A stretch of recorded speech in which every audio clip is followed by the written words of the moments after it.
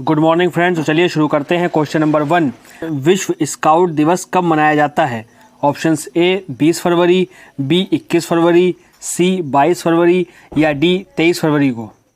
आपका सही जवाब हो जाएगा ऑप्शंस सी 22 फरवरी को। अब जान लेते हैं इसके बारे में कुछ इंपॉर्टेंट पॉइंट। प्रति वर्ष 22 फरवरी को विश्व स्काउट दिवस मनाया जाता है।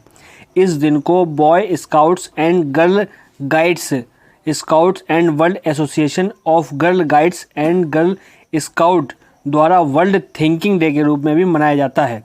विश्व स्काउट दिवस 2023 की थीम हमारी दुनिया हमारा समान भविष्य, पर्यावरण और यौन समानता है।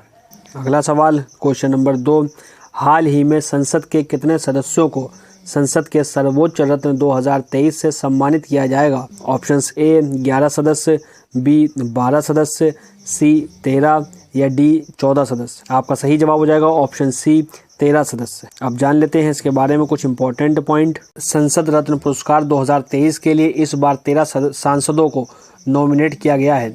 इसमें राज्यसभा के 5 सांसद और लोकसभा के 8 सदस्यों का नाम है। संसदीय मामलों के मंत्री अर्जुन राम मेघवाल और भारत के पूर्व चुनाव आयुक्त टी.एस. कृष्णमूर्ति की अध्यक्षता वाली जूरी समिति ने इन सदस्यों का नाम दिया है। 13वें संसद रत्न पुरस्कार 2023 की घोषणा 25 मार्च को दिल्ली में की जाएगी।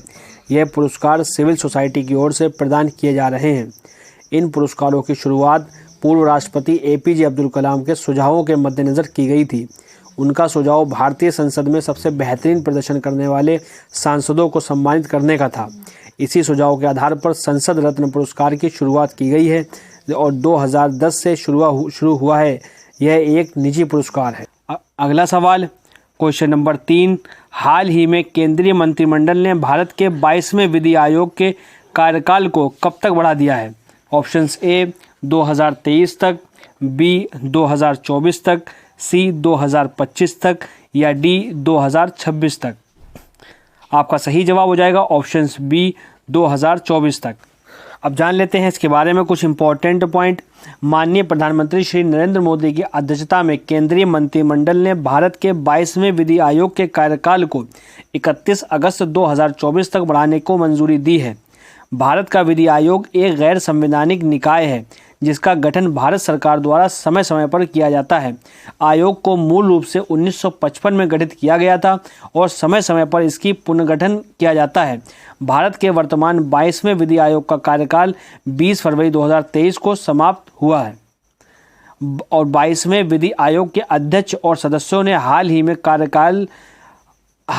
कार्यालय में कार्यभार ग्रहण किया है तथा कार्य प्रगति पर होने के कारण जांच और रिपोर्ट की कई लंबित परियोजनाओं पर काम शुरू किया है। इसलिए 22वें विधि आयोग का कार्यकाल 31 अगस्त 2024 तक बढ़ा दिया गया है। अगला सवाल क्वेश्चन नंबर 4, हाल ही में ज्ञानप्पन पुरस्कार 2023 किसे दिया गया है? Options A Kuldip Nayar, B V Madhusudanan Nair, C Varun Mishra या डी एन प्रभाकरन। आपका सही जवाब हो जाएगा options B V Madhusudan Nair.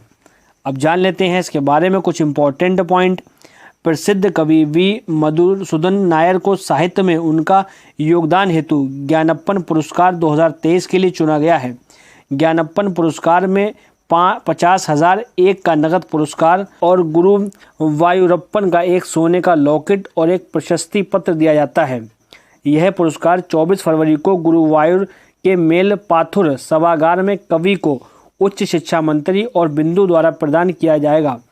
ज्ञानप्पन पुरस्कार की स्थापना गुरुवायूर देवसोम पोंथनम नंबूथिरी की स्मृति में की गई थी।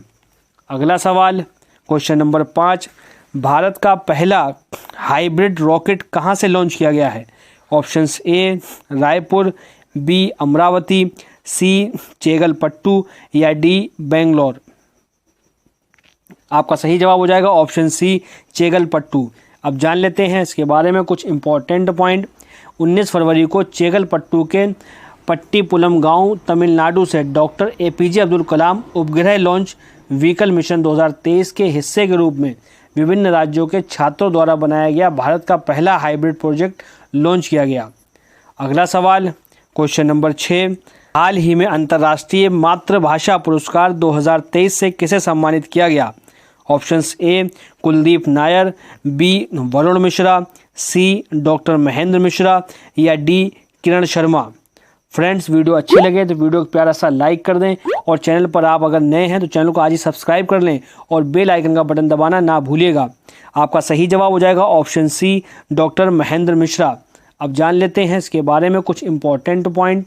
डॉक्टर महेंद्र मिश्रा अंतर्राष्ट्रीय मातृभाषा अंतर्राष्ट्रीय पुरस्कार 2023 प्राप्त करने वाले पहले भारतीय हैं। प्रधानमंत्री शेख हसीना ने ढाका में इंटरनेशनल मदर लैंग्वेज डे के अवसर पर उन्हें यह पुरस्कार प्रदान किया।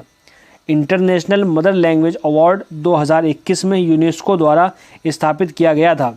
यह पुरस्कार 2021 से हर 2 साल में दिया जाता है। इसे मातृभाषाओं का संरक्षण, पुनरुद्धार और विकास में असाधारण योगदान की मान्यता प्रदान की गई है। यह राष्ट्रीय और अंतर्राष्ट्रीय दोनों स्तरों पर किए गए संरक्षण के लिए प्रयासों का सम्मान करता है। अगला सवाल, क्वेश्चन नंबर 7, गुलाब चंद्र कटारिया को किस राज्य का राज्यपाल नियुक्त किया गया है?